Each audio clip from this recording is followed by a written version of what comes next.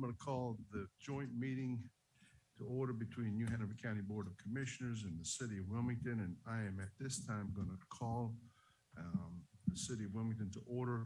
Since we do have some folks that are meeting us or on Zoom, I'm going to have to take a roll call. Mayor Pro Tem Haynes, are you here? Present. Councilman Rivenbark, are you here? Yes, sir. Councilmember Anderson, are you here? Present. Councilmember Barnett, are you here? Present. Councilmember Spears, are you here? Present. Councilmember Waddell, are you here? Present. And the chair is here. All here and accounted for. This time I turn it over to Chairman Bozeman. Thank you.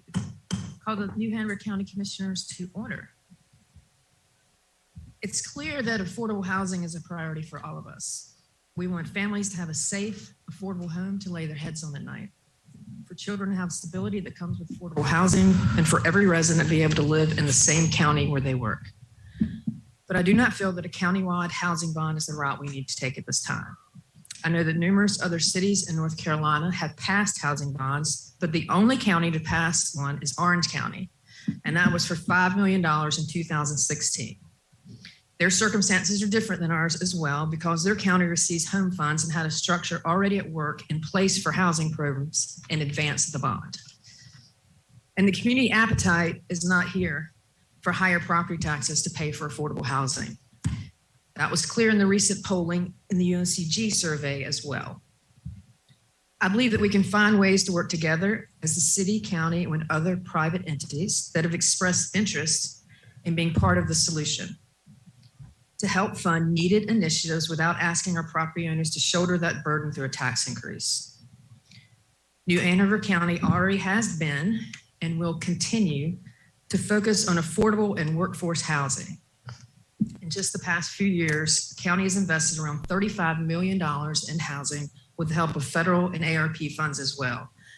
That includes providing the infrastructure for the creation of affordable housing, the nonprofit programs we have funded each year in our budget, or the housing programs we have created that have provided assistance to residents with rent, gap financing, and mortgage assistance. We have also donated 11 properties to Habitat for Humanity for the creation of affordable homes, including 14 acres of land in Wrightsboro. I know the city has committed funding to this issue as well, and you have a successful housing program in place that does a lot of good for city residents. All of that is significant, but we also recognize that more must be done, and we need to have a specific strategy to address the affordable housing issues in our community. This time I recognize Commissioner Zappel. Thank you, Madam Chair. Good morning, Mr. Mayor, as well, City Council members. I'd like to bring forward to this joint committee a community plan that has the backing of the majority of the county commissioners, our county manager, and key administrative and financial staff. New Hanover County is prepared to pledge existing revenues at a minimum of $3 million a year for the next 5 years for a total commitment of $15 million. That's a minimum commitment of $15 million over 5 years to be dedicated to programs and initiatives that will address solutions to affordable housing in New Hanover County. The overwhelming need for action to be taken on this issue is clear, and the county is ready to step up and provide these dedicated funds on top of our ongoing commitment to a variety of programs, including $28 million for emergency rental assistance and $3 million for mortgage assistance, and the clear commitment to hire new personnel for the creation of a new department within the county solely focused on affordable housing, to identify evidence-based programs, provide financial accountability, and report outcomes. The $15 million that the county is pledging today would be increased significantly with a similar commitment from the city of Wilmington and financial commitments from the private sector. But the revenue that the county is pledging is money that is here now to fund direct action and will be fully available on July 1st with the adoption of the new county budget. The time for action is now, and that is what the county is doing. As a community, we cannot, as my good friend Councilman Rivenbark says, continue to kick this can down the road. I'd like to ask our county manager, Chris Coudray, to please step up to the podium and add a little more detail to the community plan that I have just outlined. Chris? Yes, sir. Yeah.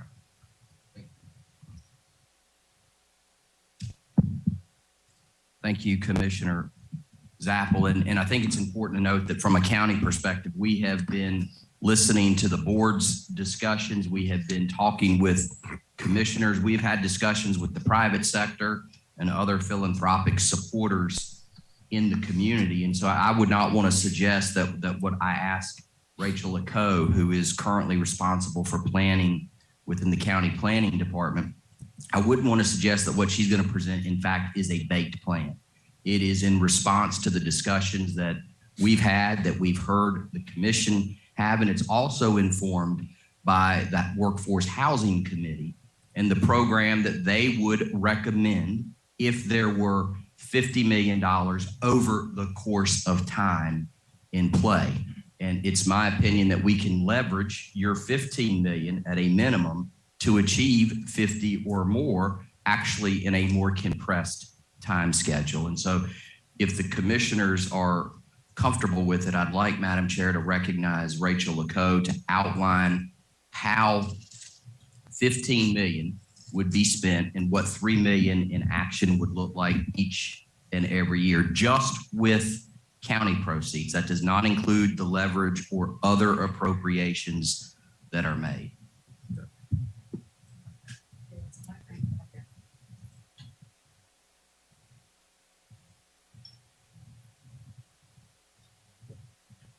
Good morning. I'm going to pull up my presentation.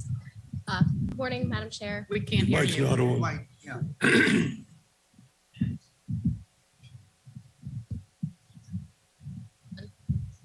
Okay, thank you. Good morning, Madam Chair, Mayor, Council, Commissioners. Rachel Lacoe, Senior Planner with the Long Range Housing Division of New Hanover County. So just as a reminder, the original framework that was outlined had 3 buckets: affordable housing development, naturally occurring affordable housing preservation, and expansion of programs. So over time, this is again the original framework. Over time, it has been refined, tweaked, but overall, the emphasis has been on improving and increasing the housing stock. What we have done over the past year is looked into best practices of implementing housing programs that could achieve our goals of, again, increasing the housing stock, improving the housing stock, and increasing access. Keeping in line with that original framework, the housing services program outlined here would be focused on affordable housing development, including gap funding or financing, potentially for low-income housing tax credit projects, similar to the program that you have funded through Starway. Infrastructure improvements, similar to the Rfp-funded Eden Village or Habitat for Humanity, or potential new opportunities, even some public-private partnerships. We estimate the cost to be around $15,000 per unit for that type of a program. Well, again, the naturally occurring affordable housing program is preservation of our existing housing stock. These activities include acquisition and rehabilitation of existing units to maintain affordability for sale or for rent models. Estimated for that is probably about $200,000 per unit, and rental or sale proceeds could be used as a recurring funding source. Emergency repair, owner-occupied rehab, that could assist in minor repairs, new roof, air conditioning, aging in place modifications, or the major rehab that would be necessary. Estimated cost is around $10,000 per unit for emergency and probably closer to $50 to $100 for major rehabilitation. I think everyone's familiar with down payment assistance. We would estimate about $25,000 per unit for that. And tenant-based rental assistance would be around $3,600 per unit per year if we keep with our current program. And so I just wanted to kind of break that down a little bit more of those buckets to show how we've thought through what potential programs could come through this. Again, looking at best practices across other communities, we see that a RFP process is probably the way to go. We would propose having it rolled out over the course of this would just be for the first year or so, soliciting RFPs probably twice per year. Again, responding to what the market is asking for. We would be measuring success based off of what they could provide, based off the estimates that we're asking for. And in response to some feedback we've gotten from stakeholders, we would also like to add more of maybe a rental housing acquisition and preservation program where we can be more flexible with some of our smaller scale developers, get pre-qualified into a pool so that way they could act quickly and react to the market as opportunities present themselves. Again, this, as Commissioner Zappel mentioned, we would be ready to launch in the first quarter. We could spend the rest of this fiscal year building our staff and organizational capacity. So if anyone has any questions, I'm happy to answer. Rachel, so I assume that part of this process would be for an organization to acquire properties. Am I hearing that correctly? That could be a potential, yes. When we were talking about that new rental acquisition preservation loan program, that would be where they would be acquiring, absolutely. If they were looking to just apply for the RFP, that is one of the appropriate programs that would be in the process. In the current housing market, explain to me how that works. Because what I'm seeing is really nothing available. I've got a daughter that's trying to buy a home in the 350 range, and there's nothing there. And you had a number of $200,000 on the screen, and I know there's definitely nothing there. So explain to me how that works when there's no inventory.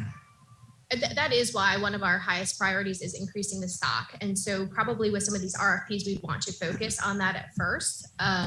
As far as keeping the prices low, that is the opportunity that would be afforded with this program. Folks could buy homes and maintain that affordability at a lower rate so that they're not increasing and inflated over time. There's definitely a lot of models to keep affordable, whether it's, with the land trust, maintaining the land, or just keeping deed restrictions to keep it owner occupied. So you're not getting that opportunity for just to be a rental. You're keeping it in that ownership model. So there's ways that we can do that. As you said, yes, the housing market is very expensive. We can't control that, but we can provide opportunities to try to help bridge that gap a little bit. So how do you increase the stock when there's no stock? For rentals, it's a lot easier to look at that with some of our low-income housing tax credit projects. For the for sale, that maybe with some infrastructure improvements or upfront costs that we can help fund in the beginning to keep those costs lower at the end. Again, we'll be looking through for the proposals to see what the best way that organizations can provide to offer those. So again, I'm still not hearing a real answer. I know that in the rental market, in my daughter's neighborhood, she owns a townhome, a 3-bedroom unit came on the market at $1,800 a month. Mm-hmm. And those are the kind of numbers we're seeing. Mm-hmm. And when folks own their own property, government can't go in and say, well, you need to price your rent at this amount. So again, I'm trying to understand, how do you increase the housing stock when there is no stock? And I'm a realtor. I'm out here every day. I've got a client that's been pre-approved. She's a manager at a Bojangles, being pre-approved for 125. Doesn't exist. This girl wants to buy a home, but there's nothing for her to buy at 125. And I comb the MLS every day. Mm-hmm.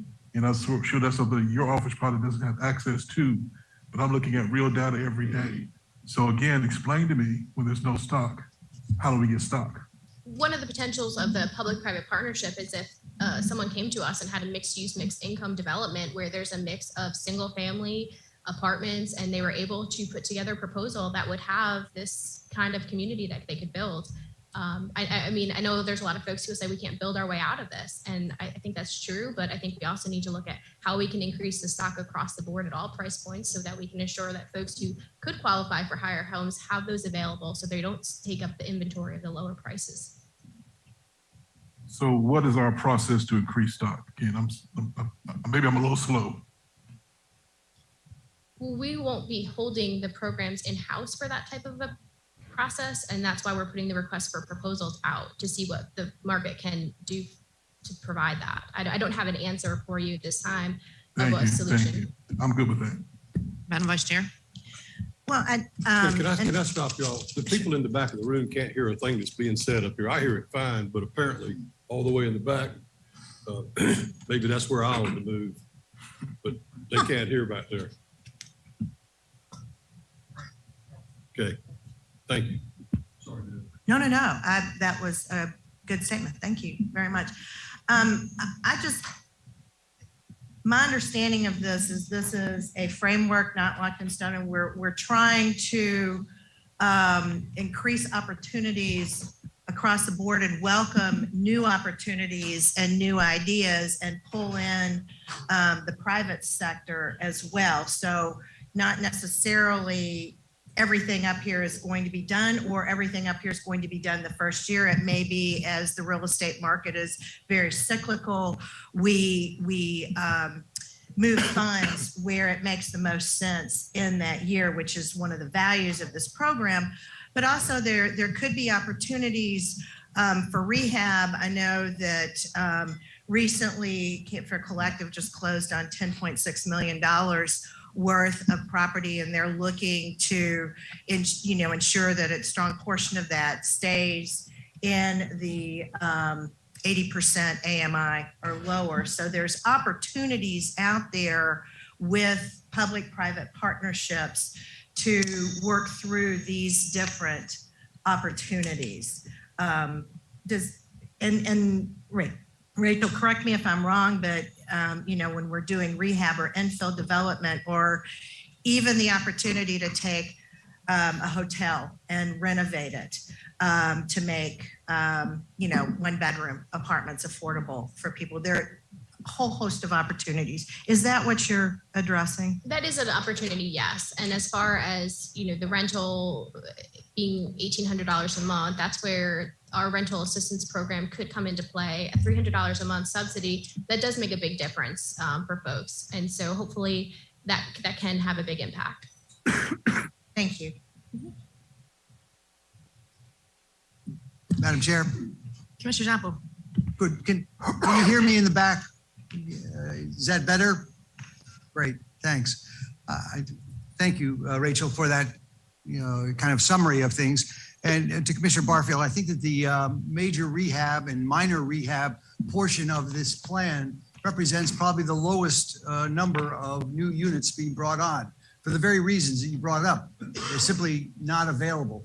But I think that you also put your finger on where the core of this problem is in creation of new units that are out there. And that, when you kind of push everything away, it's going to boil down to some sort of incentive that will attract the building community so that they realize that they can be a major player in this because they need to be, and they can make money along with it. Then we'll have a sustainable program. And identifying that incentive of what that is, whether it's $15,000 or $20,000 or $25,000 per unit, that's when we'll get traction on this problem. But the major and minor rehabs represent, I think, the numbers I've seen, probably less than 100 to 150 units at maximum per year. Thank you.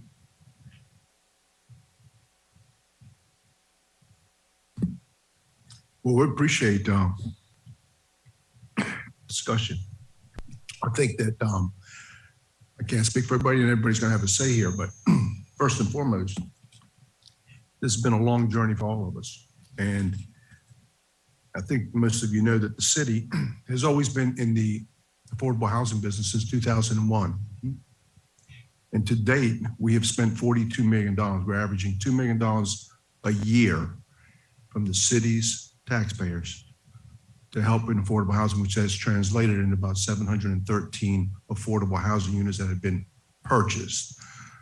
To her point, we've also leveraged an additional $9 million for a number of other programs, including rental assistance. I think we've spent about $3.3 million, 3.4, that has translated into about 538 affordable rental units. So what we're doing as a government is leveraging the tax dollars. Hopefully that the private sector will step up and help us. And I know that also with our new land development code since of October of 2021 has translated into 57 additional units because we're giving added bonuses for people that are bringing affordable housing units online. So that also helps us in our new land development code. And I would hope that, I'm sure that's probably in yours too. So it's at $15 million is what we're looking at here. And we've got an additional 2 here. I know, Rob, you made a comment about us equally participating. And I want you to know that we're at 2 million already. You guys are talking about going to 3 million.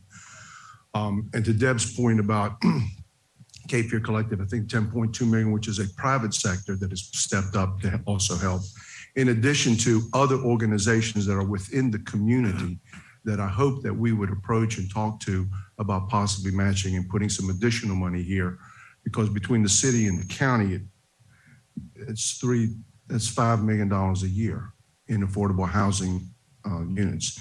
In addition to that, one of the things that has not been very clear to me is that in the county, in the unincorporated areas, you all have the vast large amounts of property there. There is some concept that we as a government are going to go out here and buy the property and then develop it like a subdivision, like a developer, which that's not our forte. But we can leverage our money and insist, for example, if a developer wants to come forward and is building a subdivision and wants to incorporate 20 or 30% of affordable units in that subdivision, we as a government, using our money, pulling our money together, can incentivize by participating in utilities, which helps reduce the cost of the lot, which is where the dramatic increase in cost is coming from on housing. It is in addition to all the inflation that we have seen in the last 2-3 years that has also dramatically increased the cost of that house. But more importantly, I think that will readjust itself as the Fed starts adjusting its rates, which I believe will go up this particular year. But the cost of that lot continues to increase every single year because of the availability. We're the second smallest county in the state. We have but so much land. Those landowners will determine or will dictate in many cases whether they want affordable units or not in there. But I do also see a large contingent of tax credit developers that are coming into the area because they've heard this discussion that we're having between the two bodies about affordable housing and how important it is to us. So I guess on its surface, I would say, thank y'all for coming to the table. And we appreciate that because that helps leverage our money and your money. Obviously, there's people behind me that I know would like to see a much greater amount that is applied toward this endeavor. And I believe that there's an opportunity to do that. But I think it's going to take some work in working with some of our partners that are out there that are participating with us. But, I think we're on the right track. Obviously, we'd like to see more, but this is a start. And I'm going to open it up to my guys here and just, my guys and ladies too, but let them, so they can have their say as to how they feel about it. But I think that we're moving in the right direction. So I'm going to open it up for anybody on this. Mr. Amber? Just begin with the $15 million that the county is talking about pledging. Where does that money come from? Chris? Thank you. I just happened to get up at the right time. Councilman Rivenbark, it would come from the existing growth in our revenues on an annual basis. We as a staff have talked about where would those sources be, but I think to give the board maximum flexibility to accomplish this, plus its other priorities, we need to look at a variety of revenues, whether it's organic growth in the property tax, whether it's some of our top line growth on sales tax. The board has given us the permission, so to speak, to look at interest revenues from our escrows, as well as consideration of principal. So I don't know that from a staff perspective, we would recommend at this point any one source of revenue. But we do believe, in fact, we know $3 million a year at a minimum is attainable for the next 5 years. You're playing chess and I'm over here playing checkers, Chris. Go back up there. I want to ask the question a different way. So you're telling me that this $3 million per year is not coming out of the general fund? It will come out of the general fund, but it will come from growth in our revenue sources and or interest out of, we have 2 escrows that came about as part of the sale of New Hanover Regional Medical Center to the tune of $350 million. That's going to generate a defined amount of interest on an annual basis. And the board has been willing to look at using interest from that, but also considering for the right projects, tapping into the principle of either the 300 that's one pot or the 50 million that is another pot. So the $15 million that the county is putting up, and then you mentioned an additional match that would come from the foundation. Is that the interest you're talking about? No, sir. And if I said from the foundation that was a misspeak. But you were talking about the interest derived from the sale. So what we're talking about is leveraging the dollar. Staff is talking to the foundation to see their interest in affordable housing also, because that's one of they're indicated That's one of their top priorities. So our staffs are obviously talking to the foundation and other individual, private builders to try and make the pot of leverage it and make it more. And Madam Chair, I'm sorry, Councilman, I now understand your question. So yes, there was the sale of the hospital that created the community endowment that is $1.25 billion. As part of that transaction, there were also $350 million put into two escrows that are owned and controlled by the county. So it has complete discretion with a supermajority of the supermajority of the board to control how those county-specific owned revenues are used. So it will generate interest. $350 million will generate some amount of interest annually, and then also they're willing to look at some of the principal of that. So it's unrelated to the endowment itself and the foundation. The county has its own escrow as well. So the initial $15 million comes from that variety that you marched out, and then the additional would come from that foundation. Maybe that's a bad choice of words, but would come from that. Hopefully. Hopefully. There's the word. Wait. We can't build policy on hope. So if they're willing to do that, why aren't they willing to go ahead and finish it out to the 50 million level? So certainly the commission can't speak for the endowment. Granted, they were county assets. They turned it over, but the endowment has expressed interest in this space. In fact, when this was rolled out on July 24th of 2019, one of the examples that John and I both talked about as a benefit would be to work in the housing space. But the county can't be certain of what the endowment will do. We've had those discussions, but we've also met with the private sector and their interest to know if there's $3 million a year, how do they take that and turn it into additional capacity with low income tax credits? Or if they take it $15,000 per unit, how does that drive down their overall cost? But the $3 million would come from the county's general fund, its natural growth, and potentially out of the escrow interest or principal of the 350 that the county does own. And I believe Rob mentioned in his narrative that in addition to the 15 million, they would encourage the city to make a like match. Is that a fair statement? So here again, we're paying twice. Taking into account that some of the money, at least a great majority of it's coming out of the general fund, which cities, taxpayers have paid into. You understand where I'm coming from? If you're speaking to me, yes, sir, I very much understand that. Speaking to everybody. Okay. Because there are still people in this county that don't fully understand that the city of Wilmington is within the corporate limits of New Hanover County, not corporate, but within New Hanover County. And every dollar you spend out of your general fund, you know what, I hate to hear myself even repeat this because I've repeated it for 20 years. And sometimes I think it falls on deaf ears, but that's inordinately unfair. We're the ones that people really look to for affordable housing because the great majority of the need is within the corporate limits. I understand that, but it's spreading out outside the corporate limits as well out into the hinterland. So I expect the county to do their fair share, and we will do our fair share, but not a penny more. And from where I sit. Yes, sir. The other six may see it differently. And certainly, I don't want to speak for Commissioner Zappel. He's there. I didn't interpret that it would be an ask to do more than you are already doing, which is on the order of $2 million in leveraging your community development block grant. Well, I don't think I misheard him. I think he said a similar contribution from the city.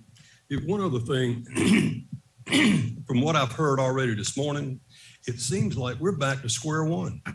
It seems almost as though we never had that big, wonderful meeting at your government complex. God, it seems like a year ago. I don't know when it was. Back during the summer? Is that when it was? When we had everybody together? Yeah. And it was, and I big mouth me, I went out and told people, I said, we're going to really get something done this time. And here we are in the winter of 2022, and we're still playing what if and maybe and hopefully and all that. Disappointed. I'm disappointed not at you individually or this guy, but it's disappointed that this seems to be so complicated and we're looking at what other people do, let us set the precedent. Let us lead the way and let them look at us and say, look what they did down in Wilmington, New Hanover County. So, Yes, sir. And if I Madam could, Chair.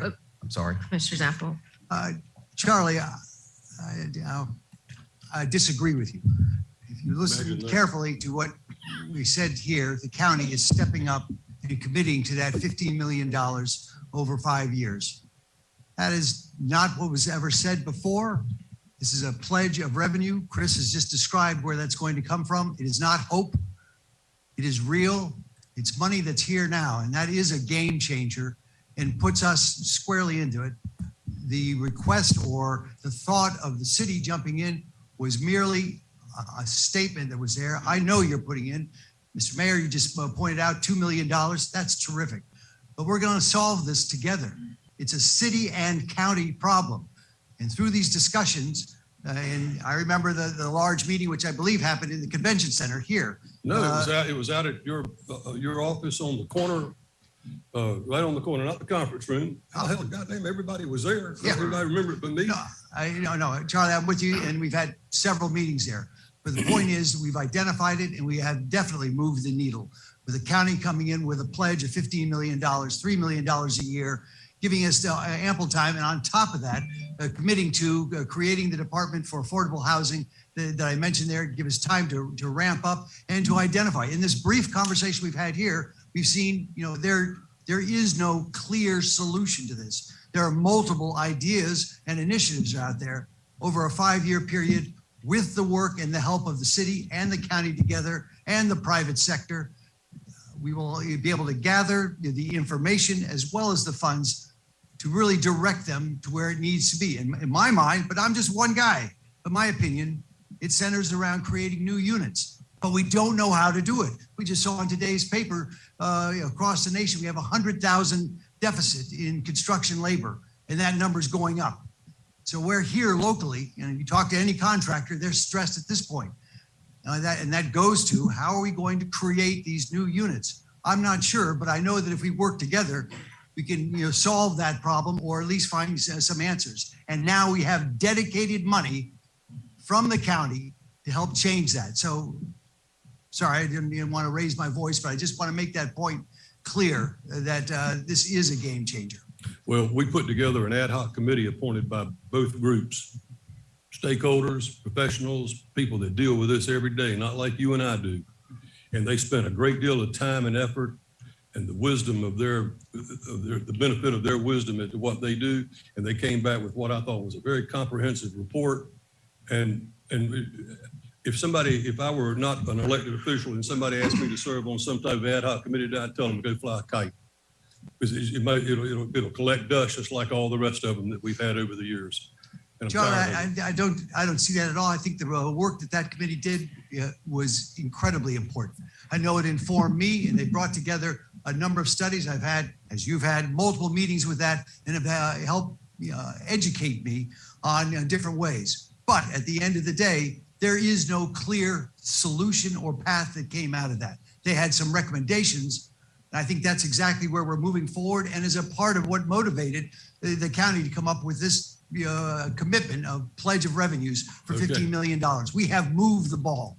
Could I have Mayor Pro Tem, and then I also have Councilmember Spears that is going to be right after Mayor Pro Tem, if you allow. Thank you. Thank you. Thank you, Mr. Mayor. I am relieved, and I do to hear the county stepping up and making this sort of commitment. I do want the public to understand that over the last 20 years, the city of Wilmington has invested more than $40 million in affordable housing. I, for one, do not think that we're going to be able to build our way out of this deficit of affordable housing. We are going to need to put money in rehabbing some existing places, communities. We're going to need to do a number of things other than building new housing. Just in this past year, the city has committed $5 million to the Starway project. Plus, we've done all kinds of things to make that property workable for them. And I think it's a great location on Carolina Beach Road. Mm-hmm. And I believe we also said, another several $1 million out of the budget to put towards it, in addition to the programs that you all now are going to institute, which I think are great, like our HOP program, the money that we give to J.C. Lyle with WARM, what we do with Habitat. The city has had a commitment for well over 20 years in trying to meet this need. And so I'm excited to hear the county making a commitment like this and trying to join us and trying to serve it. The city doesn't have land. So people are going to, this is going to have to be solved in some major way outside of the city limits. Okay. Mr. Spears and then Mr. Waddell. Thank you, Mr. Mayor. And probably after this meeting, I'm going to get myself checked for a fever or temperature or something, because I 1000% agree with my fellow council member, Charlie Ravenbach. We are hee-hoeing around, speculating, hoping, wishing, and looking at what everybody else is doing. And we need to be more concerned about what we can do. We're talking about figures, but we don't have a definite. You know, we're saying $15 million, but we're not being specific about where the money will come from. We know that we have a housing issue. Our citizens understand that we have a housing issue, but we just keep hee-hawing and tap dancing around the issue. What are we going to do? We can't build our way out of it. We can't cap rents. We can't cap the housing market. All of the things we can't do. But what can we do? And when can we do it? We can't keep meeting to have a meeting and have nothing come about it. We have to be about action. That's why this is such a big issue. I'm extremely frustrated, super frustrated about it. After the gym last night, I had a friend who was also a constituent just go on for about 30 to 40 minutes explaining the housing crisis, the affordability issue that we have in not only the city, but in the county. And it's rough. It's extremely rough. And for us to have a series of meetings and, like Charlie said, to be right here again. We're not any further now today than we were when we first started meeting.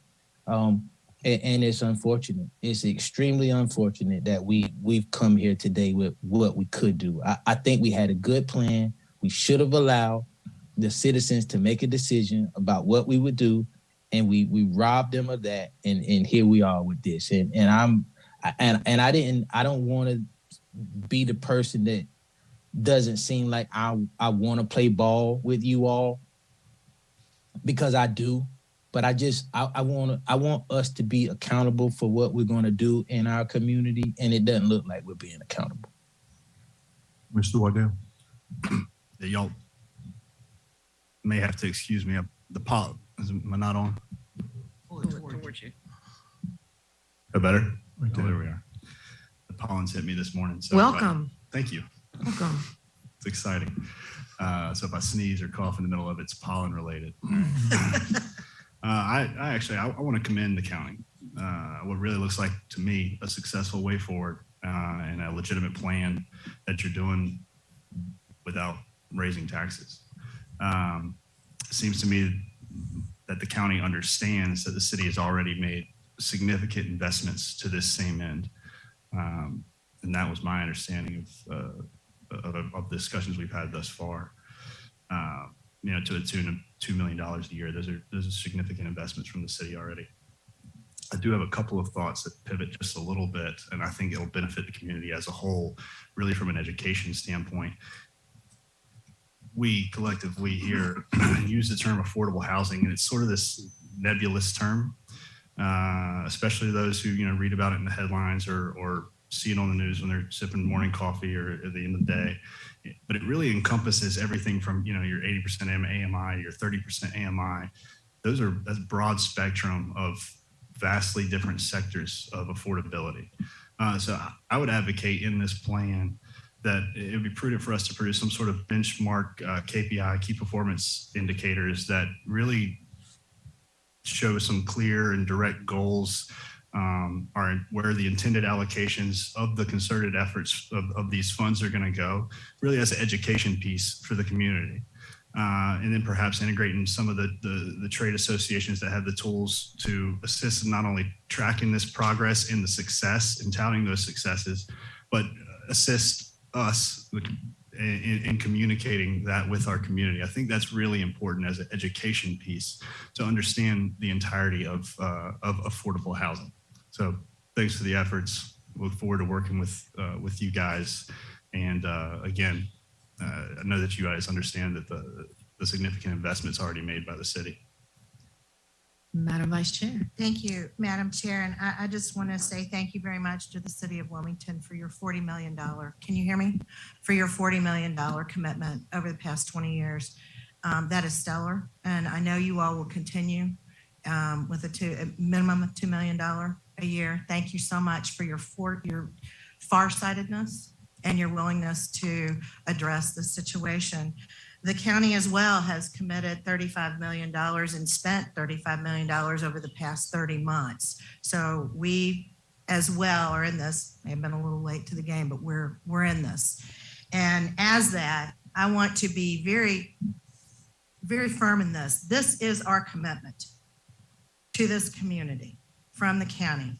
So I'm going to make a motion that the Board of Directors directs county staff the Board of Commissioners, excuse me, directs county staff to develop a framework that utilizes no less than $15 million over the next 5 years with revenue that is already coming into the county to develop programs and initiatives that increase access to housing affordability opportunities and increase and improve the stock of affordable homes in New Hanover County. And as part of my motion, I would ask that a housing affordability framework be brought before the board during our budget process over the coming months, and that staff begin building the capacity and positions needed so we can be ready to start specific housing support and funding on July 1, 2022 at the start of our fiscal year. That is my motion, Madam Chair. Second. So motion and a second. Any discussion amongst the board? All in favor? Aye. Anyone opposed? Passes unanimously. Okay, Mr. Henderson. May I just say Yes, one more yes, thing? I'm I just sorry, want to Madam Chair. clarify. Chris, can you please go up there and let's explain the difference between the $50 million bond and what we're doing and why this is going to potentially put more money into the affordable housing? So yes, ma'am. $50 million has been framed as the amount of money needed to start solving the problem. And I don't think anybody disagrees with that, but there's the idea that if the bond passed, or that if the county said, okay, raise 50 million, that would happen in one bite at the apple. Our finance officer would sell that debt over the course of 5 to 7 years. So it's not $50 million that would come to the county to be dispersed on a monthly or annual basis. 50 would be sold over time because she has to sell it when there are identified projects to spend it on, and it has to cash flow. It has to accomplish things in near term. We can't take the money, sit on it, and enjoy the interest and enrich the taxpayers, as wonderful as that sounds. We just can't do that. And so a $50 million commitment by the county is not $50 million available on July 1st of this year, or January 1st of 2023, or July 1st of 2023. Those dollars would come over time. And so the proposal here is to put in, as the board has suggested, not less than 3 million, which will be 15 over 5 years, and leverage that in year 1, year 2, year 3, year 4, and year 5 to take 15 and turn it into 50 or 65. And we think we know that's attainable based on the conversations that we've had with the private sector, with the building community, and with other philanthropic organizations. There is interest in using some public money to solve the problem, but not use public money exclusively. And so I think, unfortunately, the county hasn't done, and that's our fault as a staff, to educate that 50 million would not be available on day one or even 1 year after a bond would pass, if in fact it passed. And so either way, we're going to have to cash flow the scale of the work. The program that Rebecca outlined is in keeping with the work of the Workforce Housing Committee. Is it exactly what they identified? No, but is it the lanes where they identified the expenditures would need to go? And so it is not hypothetical. It is a plan that can be refined and seeded annually with not less than 3 million. Thank you. Mr. Anderson. Well, I'm excited. I applaud what y'all have come up with. I think it's even when we were talking about, as Chris just alluded to, the 50 million, in my mind, that was always going to be, we weren't going into the, I never thought, at least, we were going into the housing business. You know, it was going to be incentives. It was going to be down payments. It was going to be bridge money. It was going to be ways to work with the private sector to make it happen. And as already been discussed, the land really that exists is in the unincorporated area. So having y'all join us as a team is, I mean, that's a huge step. I mean, are we in the ideal place? I think we're all sure we're not, but gosh, we're getting started, and it's exciting. It's exciting to me to see it, us working together on this problem.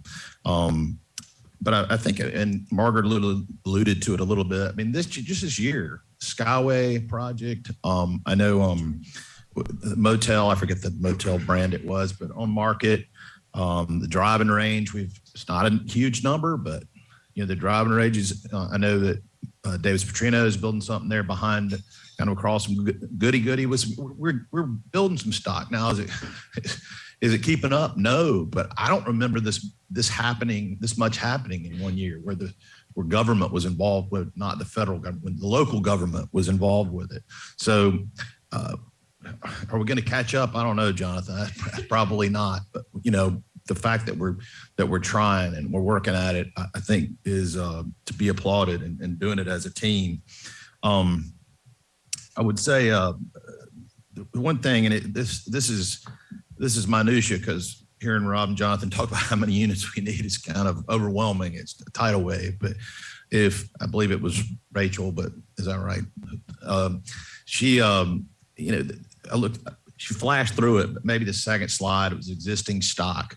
What we see at the city a lot is we lose stock. Now we lose them one at a time, but over time, that's a lot. And that has to do with, if there's any way that you can work on policy to save some of those units and keep them affordable because they're not gentrified into something else, we run into the owner-occupied problem all the time. If the owner's not in it, a lot of our programs, we cannot help. So it's just like, okay, so it just kind of decays. And there's still, as we spent hours with last week, you know, transfer of title issues, families that, you know, no will, and those issues we probably can't overcome. But in situations where we can save that stock and let it get gentrified, if your policy can somehow work to where it's not just owner occupied, and maybe that's some state legal stuff that's above my head and we can't do that, but I'd love to see you look into it, because if you can do that, because ours, we run into that weekly or monthly. But I'm excited about it, and thanks for the thoughtful effort, and look forward to working on the future. Mr. Barnett? I'm too, I guess I'm excited that the county is putting some money toward affordable housing. That's one of the things that I ran on when I ran actually 4 years ago. I guess the challenge that I have, though, is, you know, are we back to square one? So that's what concerns me, as well as I keep hearing what Commissioner Barfield says about the stock. You know, the number of people that, I mean, we just don't have the stock, and that's going to be a challenge. I'm also, I heard you mention that you're going to hire a person, and I just want to make sure that I guess you guys will get the right person to do that. And I did hear in the beginning that you said this may be a minimum amount. So my prayers are that we don't stop. You know, I'm afraid that we don't think that just this right now is going to be the answer, because it's not. We all know that one broom doesn't sweep all of the issues that we have. So I'm excited. I'm ready to work. And I just hope that you guys will continue to do all the great work that you got ahead of you. Commissioner Ravenbach. Yeah, I just want to make sure we spent $1.89 million on the Starway project. Yeah. So, right. I mean, we had a dog in the fight also. And, you know, the thing about the bond, we did a survey and surveyed almost 1,500 people, and it came back positive. And then the chamber did two that was 250 or 300 people and tried to convince us there's no way that it would ever pass. So, and they're the ones that sell the bond for you. So I understand how y'all feel. We're in it with you, and it's kind of like eating an elephant. It's just a little bit at a time, but we can get it started. Madam Chair.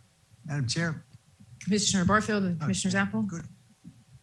I am optimistic that we're going to get there. You know, Mayor Saffo and I and others took a trip with the chamber probably 8 years ago, or better, to Charleston, South Carolina.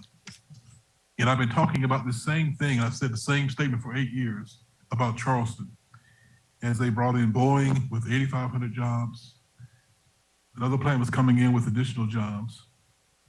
And as they noted with the economic development efforts, that a lot of their citizens were driving 35, 40, 50 miles away because they couldn't afford to live in Charleston proper because of price points, which is where we are now. So it's not a new topic, but we're now there. And again, as I keep looking at the lack of houses, my wife asked me the other day, Jonathan, what happens for realtors when there are no houses to sell? Well, there's some realtors not making any money right now because there's nothing to sell. And private landowners are looking out for what's in their best interest in their pocketbook. It's amazing. I looked at a home with my kid the other day and sort of marked for $329 and sort of got 8 offers. So instead of accepting those, they increased the price to $350. You've got developers now that are taking bids on homes in our community. That never happened before. And so again, people are looking at what's in their best interest in their pocketbook. And so I'm hoping we can find a way to provide the right incentives, whether it's rentals. For me, home ownership is the way to go because it increases opportunities for generational wealth. And that's how families transfer wealth from one generation to the other. And in most cases, that's what happens within the African-American community for sure. But I'm hoping that, and my daughter tells me that hope is not a plan. You can't hope your way out of things, but I am cautiously optimistic that we are going to get there. As we're going into our budget process, I am hoping that my board will allocate the right resources to tackle this. And I say my board, we collectively will come together and help. Because a lot of folks trying to figure out where I live right now. And I see it every day. When you got a kid that's a manager at a Bojangles and can't afford a place to buy, it's a challenge. And they want to own, but there's just nothing here. So thank you, Madam Chair. Thank you. Commissioner Zappel. Thank you, Madam Chair. Clifford, I just want to add to make sure it's clear. We talk about hiring the personnel. We're not talking about a single person. There'll be a minimum of 3, possibly 4 people in a department. We're setting up for that. So yes, we are fully committed. And that is outside of the $15 million that we are talking about pledging over 5 years. And yes, you did hear me right, and Chris Coudray right. These numbers we're talking about, $3 million a year, is a minimum.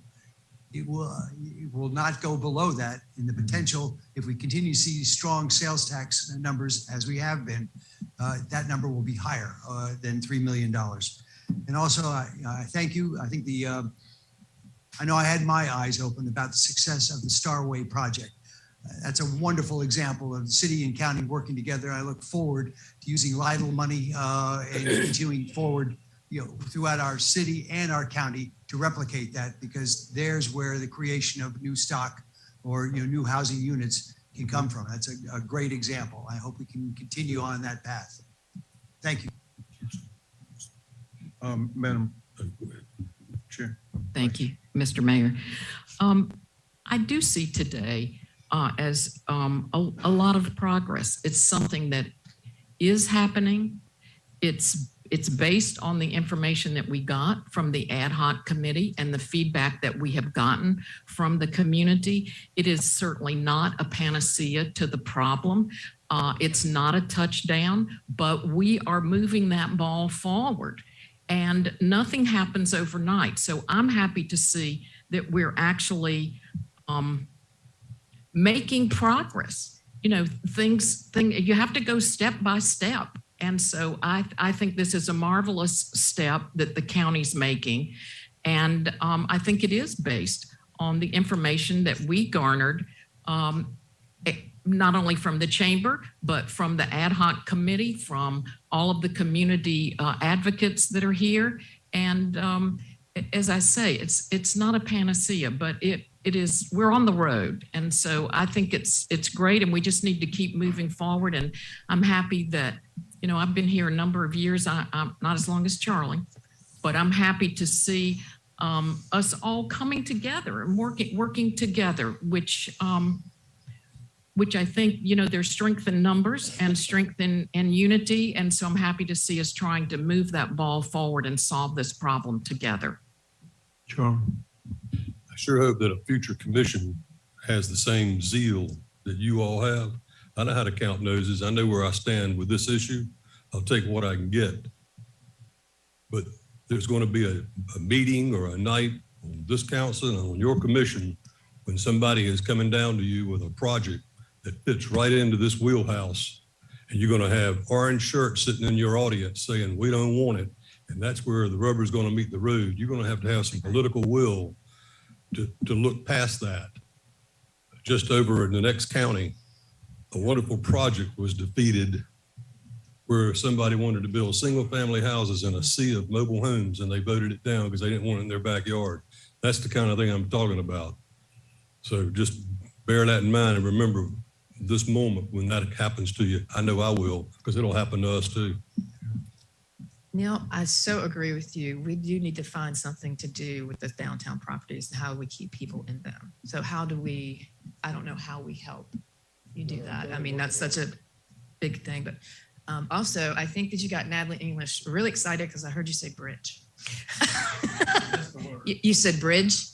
And Natalie English started cheering in the back. I just wanted you to know. So if we could figure that out today, that'd be great too. Thank you, Neil. Well, the way I look at it today, between the city and the county's commitment of 2 million minimum on this end and 3 on that end, for 5 years, that's $25 million. Can we find another 25 million from within the community? And that's, I don't want the discussion just to stop here, because I applaud you, because I know you don't want to raise taxes. That's one of the reasons that we're doing this. And if we can figure out a way to do it without having to do that. So we're at 25. The number was 50. There's people out there behind me that I know that can find us another 25. We've already had a group that stepped up and spent $10-some million to purchase properties within the incorporated city limits for affordable housing. So I think it's doable. I applaud you folks. This is the first time I've ever seen you at the table to make this kind of a commitment. I appreciate that. And I appreciate the partnership with the Starway. That was a big moment between the city and the county in regards to affordability. I do want to say, and let's, you know, we got to be truthful with the people too. Affordable housing is going into Brunswick and Pender County. And if you drive in any of those neighborhoods there, you're going to see a lot of civil servants, people that work for the county, people work for the city that live over there, because the affordability is there. And you've got to also be able to talk about this in a way that is also talking about it in a regional sense. Transportation is going to be a big part of this. Access to particular services, access to public transportation. It doesn't only reside in New Hanover County, it resides in Pender and Brunswick, because that's where they're going. I know we got a lot of people that are coming here from all over the country and they're buying high-end homes, but you got a lot of affordability over there because the land availability is greater and it's cheaper, and you got to go further out to get it. I mean, we're starting to see things being pushed out as far as Macon, Regalwood, going down into Supply, going up into Hempstead and beyond, and it's not going to stop, guys. not with the influx of people that are coming into this community and going to continue to come for the foreseeable future. And look, you'll be, as crazy as it sounds, I do have people that call me up at the mayor's office and says, can you tell people from up north to quit coming in, which is crazy. You can't do that in this country. You can go wherever you want to. I just want to make sure, because we get a lot of calls for that. But and I do love my northern neighbors that come here. But I do applaud the fact that we are working together. We've got more work to do. This is a good beginning and a good start. And hopefully we can get an additional 25 million pledged for this thing through different groups, organizations. And I know that Chris and our group will continue to do our part, but we need to kind of convene and we'll talk to you guys as to what we're willing to commit to y'all. I don't think we're ready to make that decision right now, but we appreciate the fact that you folks are here and we're here talking about it. Madam Vice Mr. Chair. Mayor. Mr. Zapple. Madam Vice Chair. Kevin, go ahead. Go ahead, Kevin. Madam Vice Chair. Well, I was just going to ask, we talked about the community advocates being in the room. I would love to hear their input about the information they just heard. I think we have these meetings and we never get the feedback from the people who fight for us, who fight for these issues, who oppose these issues, who are affected by these issues. And I think it's important that we hear from them. So I don't know if we have time for somebody or if anybody there who is not an elected official who wants to speak, but I would love to hear how they feel about this currently. Well, I think that we're going to hear from those advocates as soon as we leave this room, Kevin. And I think that the decision that was made here today was, I guess, the county making the commitment to us. We've got to go back to them and say what we're willing to do or not do. If we're going to But that's what I'm saying. Excuse me, Mr. Mayor. That's what I'm saying. I know we'll hear from them after the meeting, but if they're there now and they're clearly here for a reason, I'm certain somebody in there has something to say. And if not, and if I'm wrong, I understand that. But I would almost bet the farm that I don't have that somebody there has something to say. Let me clear this up. We're going by the agenda. We're recognizing there's not time for any public comment. It's not on the agenda, will not be recognized. Now we'll recognize. Okay, Julie. All right. Yeah, we're going to stick to the agenda today. Exactly. Yeah. Thank you, Madam Chair. Mr. Mayor, I just want to thank you for those comments that you just gave. The only thing that I don't even disagree with, but I'd just like to add that the $50 million is not the goal, or it is a goal, but that's just an artificial, ceiling. My hope is that we will see 60 or even what has been suggested by Katrina Knight at the breakfast that we went to last week of $100 million. And I think that is totally achievable with the input of our private sector coming in philanthropic organizations. So I just, want to set that bar, even higher. Okay. Thank you, though, for your comments and your support for the county, as always. Okay. Very good. Madam Chair. Mayor, thank you for your comments and appreciate all of council's support. It is good in the heart to work together. And that's what we're all here for, to work for the betterment of our citizens. And I thank you all for that. And I want to make sure that you understand, I certainly can't speak for my fellow commissioners, but I think they've made a bold statement here today. And I want you to understand that I am personally committed to making sure we get out there and get that additional 25 million plus. Mr. Zapple indicated we've already started those conversations and working hard on that and working with our community partners in making sure that we put forth the best plan possible. And I think this plan is great because it's doable right now. We've got money that's coming in at a very short period of time, July 1st, but we've also got a plan that we can adapt as it changes, because as we all know, the market does change. So I applaud you and appreciate that. And I believe Madam Chair is wanting to know if we need to move on to the next item, if everybody's had conversation on this. Yes, I think everybody believes it's a measured approach. Funding strategy nearly immediately after a plan is in place, and it shows that we aren't just talking about affordable housing. We're committed to doing something about it, and my hope is we do this together as a county, a city, and a community. Move on to the You want to discuss the sales tax, Mr. Mayor? Okay, with the discussion and decision on the sales tax for public transportation referendum for in November of 2022. Somebody going to present or you just going to talk? So, Madam Chair, we do not, from a staff perspective, have a ready-made presentation. We can answer questions or put one on if that's the will of the elected officials. We were simply staff to the discussion. I think there were 5 elected officials, and there may be a report out on that from them. But cannot speak to it. So we're talking, or is there discussion, there has been some discussion about putting this on the table for a vote of the people? Does everyone understand? Of a quarter cent? I don't know. I'm sure, I know it's been discussed, but I don't know about everybody else, but the events of yesterday have pretty much changed everything. Well, if I could say, if the county manager is referring to the 5-member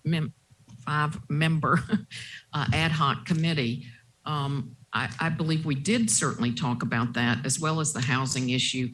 And Mr. Zappel was on there, as well as Mr. Barfield, Mr. Barnett, Mr. Spears, and myself.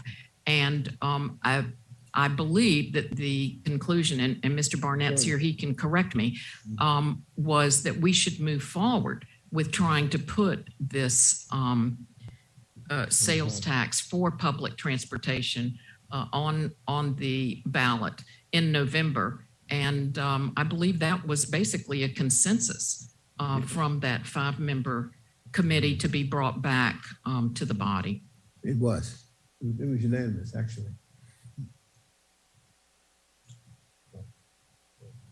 Yeah, it was unanimous. Yes. Mr. Zappel? Thank you, Madam Chair. Mr. Mayor, thank you for bringing it up. And I agree, Clifford, it was the recommendation out of that committee, the subcommittee, was unanimous to move forward with it. I know there is more internal debate that is happening with the county commissioners on that particular issue. And so I don't know that we're ready to move forward with it until we have and complete that and come up with a consensus from the county commission at this time. Could the county manager just explain so the public and the folks here presently in the room can understand how that process works? Because I believe it's up to the county to do that. It is, yes, ma'am, and if acceptable, I'll speak from here. It is, Madam Pro Tem, your point, it's uniquely a county decision. The legislature only gives the authority to the county to run the countywide consideration. That there would be associated times so that it could ultimately be on a ballot this November. But that is a discussion that listening to the board here that they want to continue and at some point make a decision about whether to actually calendar it in 22 or not. And so from a staff perspective, we'll take our direction from them, but it is a county only consideration. Is there any other action commissioners want to take today? Any other action? Any other question? Yeah, we have a question, Mr. Lombard. Talk into the mic. We Bill. can't hear you. What else have we got to discuss?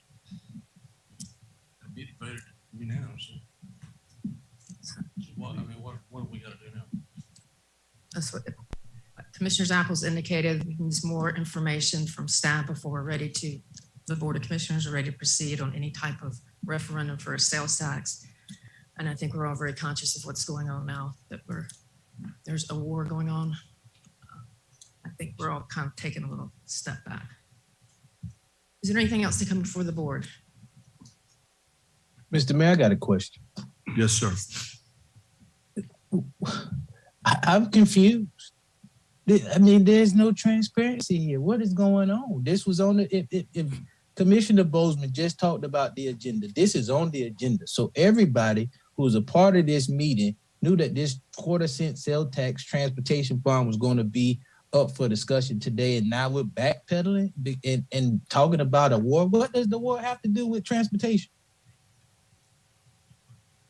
Well, I think that the county has shared with us that they are still in discussion in respect to to that, and they will let us know at some point in time what they're going to. Commissioner Ravenbar just said, what else is it there to discuss? We made a unanimous decision to move forward with it. What? That's what we're going to do. That's why we're getting ready to adjourn. Is there anything else before the commission? Wait, don't cut me off. Julia. Excuse me, Kevin. Let me jump in here. Forgive me, but what are we talking about here? I mean, it's on the agenda. I agree with Kevin. You've had how long to discuss it? What else do you need to discuss to put it out to the voters? Transportation is something we've been screaming about for years, almost like affordable and workforce housing. What else? What if there's a stumbling block out there, or you've had some other poll done that it won't pass? Lay it out here. Don't get all pouty with me. I just want to know what's going on. Madam Chair. Mr. Barfoot. Having served on the Wade Board for 11 years, I am convinced that we definitely need to look at additional funding options to move public transportation forward.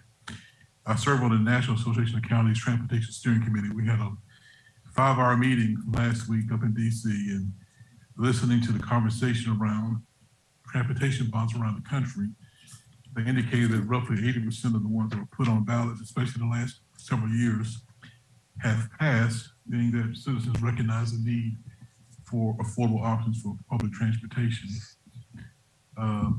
They touted Richmond as being one of the leaders in that. And I know we took a trip with the chamber to Richmond several years ago and actually had the opportunity to speak with the folks that run their public transportation system. And they already had a bus rapid transit lane or lanes in that community and invested a good bit in public transportation, as you see that happening in every city.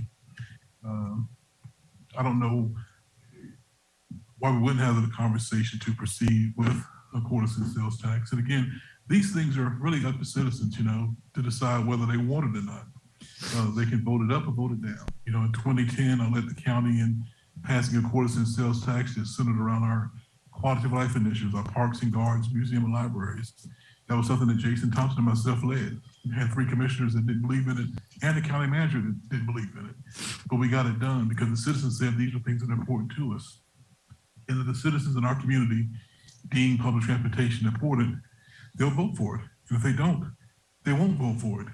And then we can move on from there. But I don't know why the hesitation in making a decision now or shutting down conversation. I can't understand that. Yes, sir, Ms. Anderson. I'm not gonna pretend or ask or y'all to listen to me. Y'all, it's your body, and y'all will decide. I just would echo. Jonathan just jarred something for me, and Charlie, Bill, some of the folks have lived there the whole life. As I understand it, the hospital got voted down the first time in 1960, and had to go back to referendum the second time. So I just would.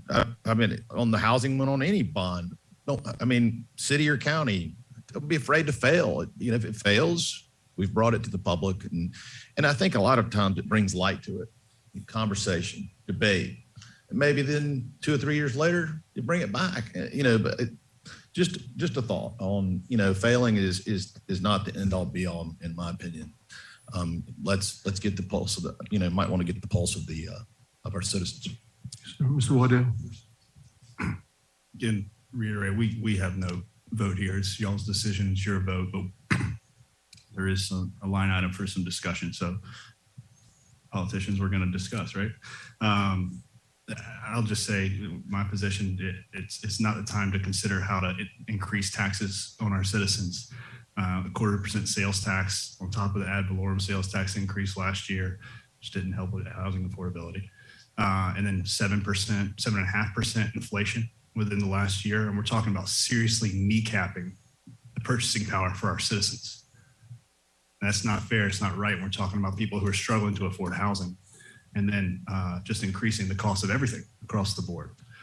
Again, I know it's not my vote, but you know how I'll vote for it if it does come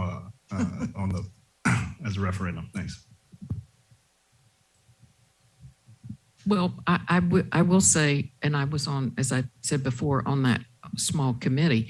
I do think that in the discussion, the realization is this is probably the main way that we can raise resources to address the transportation challenges and raise that money from people that are coming in and out of our community rather than just the property owners and the citizens here. So no tax is a great tax, but we would be able to perhaps raise some money from tourists and from people in surrounding counties. I think the mayor talks often about there's 60,000 cars that come from other counties through this city every day. And so that's certainly a traffic issue. And if they're coming to shop, perhaps they should help us offset some of this expense in providing a better transportation system. And I think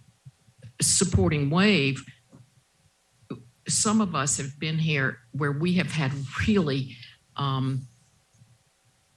difficult meetings about trying to figure out how to find a funding source for the public bus system.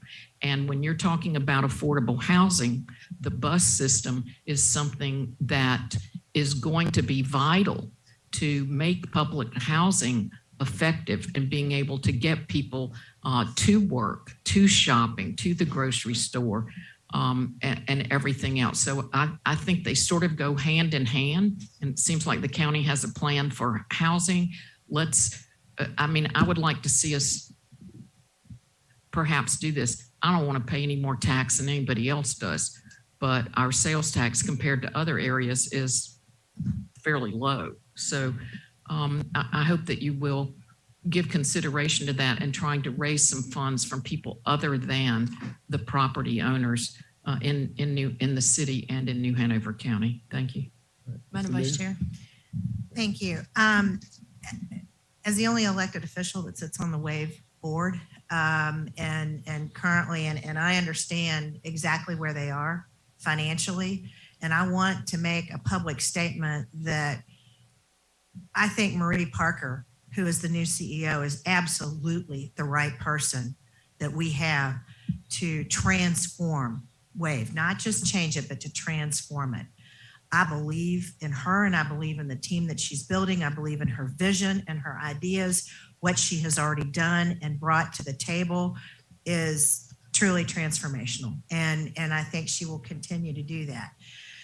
I'm not sure that that is publicly being shown. So maybe we need to do a much better job of that. I agree with you, Margaret, and this does go hand in hand. My concern, I'm just going to say it, is we have an inflation rate that is growing, as Councilman Waddell just stated. We also do have just overnight a new war in Europe that is out there, and I realize we're in Wilmington, North Carolina, but there is concern about what kind of effect that is having, and do we want to raise any taxes during that time? This is a decision to put it on the ballot and let the citizens vote on it, and I understand that. I would very much like to make sure, and I know that we can't do that it could pass, but I do have some grave reservations about it, and maybe we need to give WAVE a little bit more, and Marie a little bit more time to be more obvious in the transformations, or maybe we just develop a plan and market it out there. I'm just putting this out there and letting everybody know where it is. WAVE right now is, and Mr. Kudre, please correct me if I'm wrong. WAVE right now is financially sustainable without coming back to the city and the county for additional funds for the next, Mr. Kudre, 2 years, 3 years, is that? Yeah. Speak up, I can't hear you.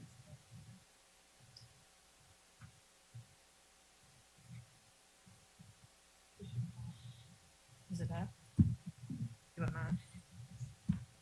There you go. Certainly don't, that would be my opinion. I think we would need to defer to Marie on that. And certainly, I probably should keep my mouth shut, but I won't. I know the conversation is about WAVE, but the package on the quarter-cent sales tax was inclusive of more than support for WAVE. It was about 50% of 145 million over 10 years. And so the conversation should not be uniquely described as to the support of WAVE. Critical, but not exclusive. Good, that's a good point. And to Mayor Pro Tem's point, I do like the fact of it not being on the property owners or one segment of our local citizens. It is a blanket that is covering everyone that comes into the city, the county, our beach towns. It is much more of a pervasive opportunity. Mr. Mayor. Yeah. Go ahead, Cliff. All right, thank you. I voted in favor of offering the sales tax when I was on the subcommittee, and I still do today. As mentioned, of course, it's your obligation, your responsibility rather. And I guess the thing that I just want to make sure that we aren't doing is a lot of backpedaling. 2 or 3 years from now, this is going to bite us even harder than it's biting us right now. Okay, and so I just want to just continue to throw that out. Thank you. If public transportation paid for itself, we'd have private transportation companies all over. They don't. They have to be subsidized. The agenda says discussion and decision on sales tax for public transportation. Mr. Goudreau just made mention of something else. What's that something else? Not just transportation. Other than WAVE. Bike ped. Thank you, Councilman. So public transportation is in the context of the legislation, not limited to the public transportation authorities. And so the original proposals that I think staff outlined collectively with the city and the county included 50% to WAVE, some amount of money to rail realignment, some amount of dollars to the multimodal bike trail, and also kind of embedded within WAVE, but a bit separate, was bus rapid transit. And so the authorization in the statute allows you to fund in that course of things. What staffs presented last summer was comprehensive on that front. And those are the same things that we talked about at the subcommittee, or that the subcommittee talked about with staff input. So, Mr. Mayor, you have a comment about, the other thing, menu? Yeah. What,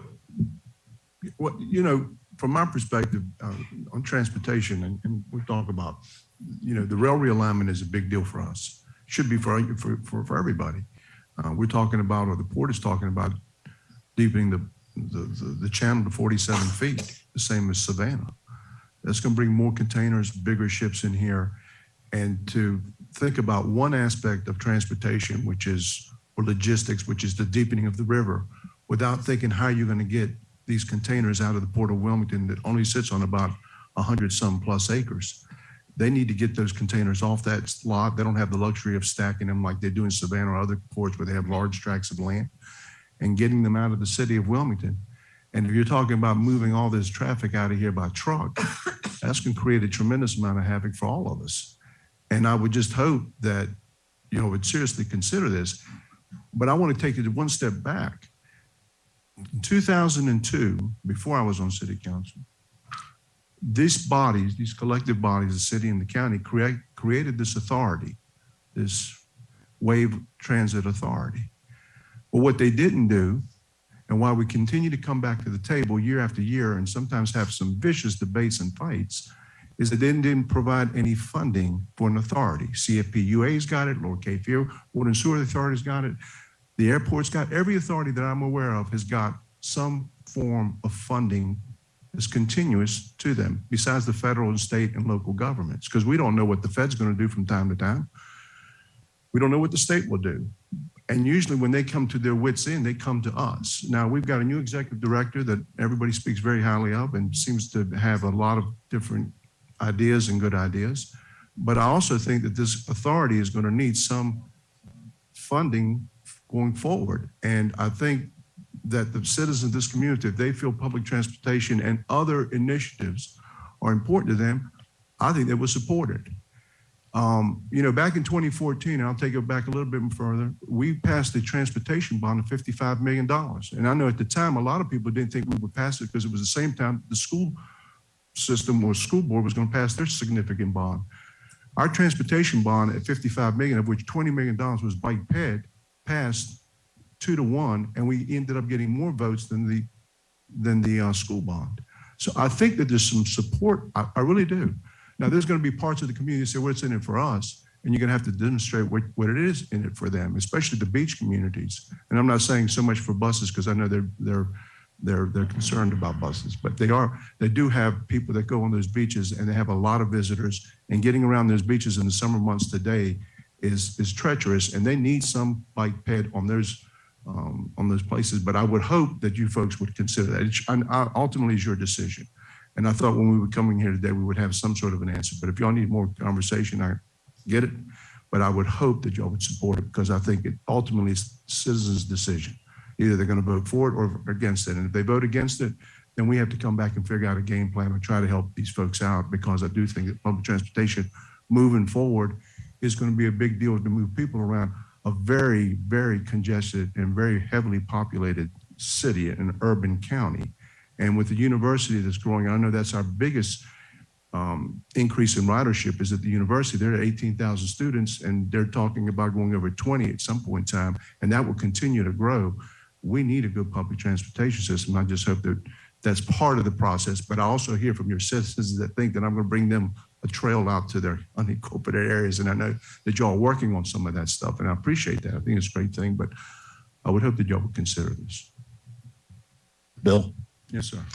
I'm glad Chris brought up that it was not all public transportation, because I sit on the MPO with Charlie and right now with Jonathan and Deb, but I sat on it with several other members no longer in the room, and we've been presented multiple times. Well, we had a federal presentation, we had a state one where they just went through just a litany of projects that we have and how they're not going to get funded. And here's all the other tools in your toolbox. Only those tools are not in Charlie and I's toolbox. They're in your toolbox. They're in the county toolbox and ways. And one of them was this quarter-cent tax. And they went over how many, and I didn't go back and look, I'd be speaking way off the cuff, but how many of the larger municipalities in the state already use this.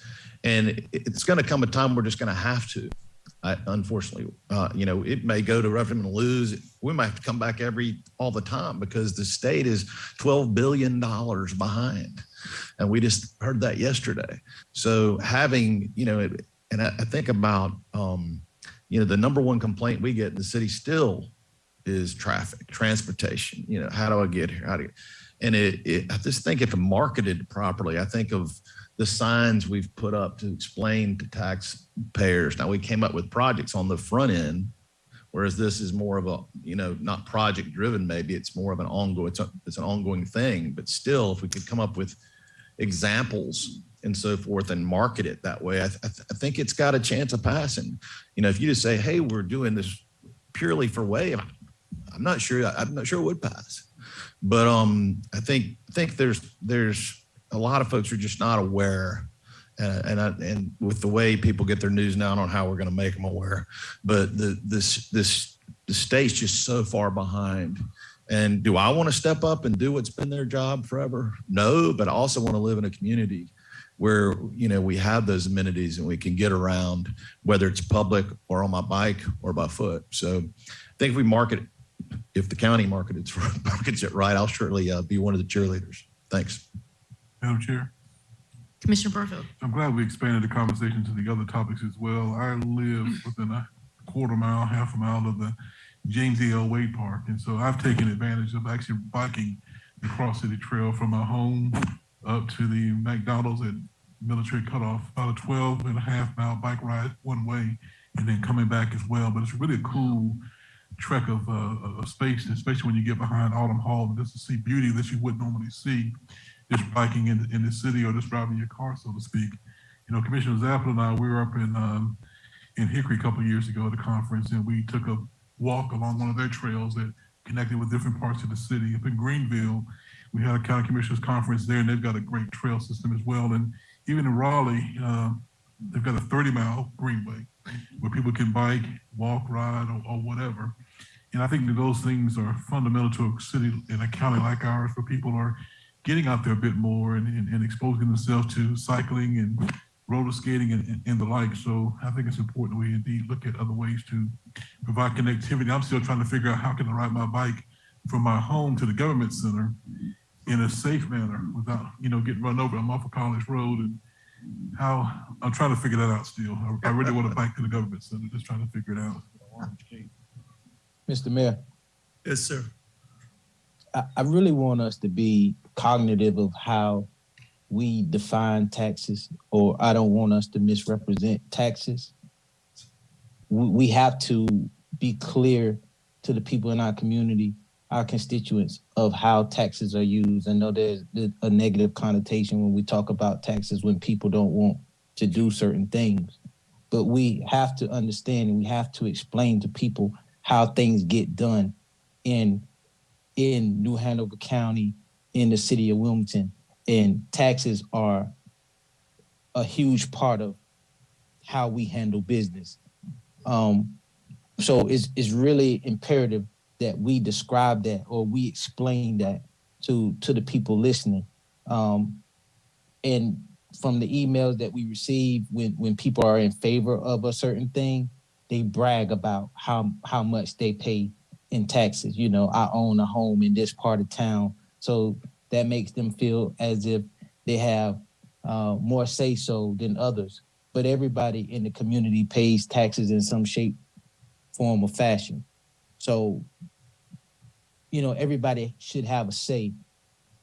And this thing is beneficial for everyone. You may not ride a bus, like Commissioner Barfield said. You may be trying to figure out how you can safely ride your bike to work or to wherever. There is more involved in this thing than just busing. But, you know, if we talk about bigger cities and how other cities are evolving, and if we plan to compete with other cities, then we have to offer some of the same things that they offer in their communities.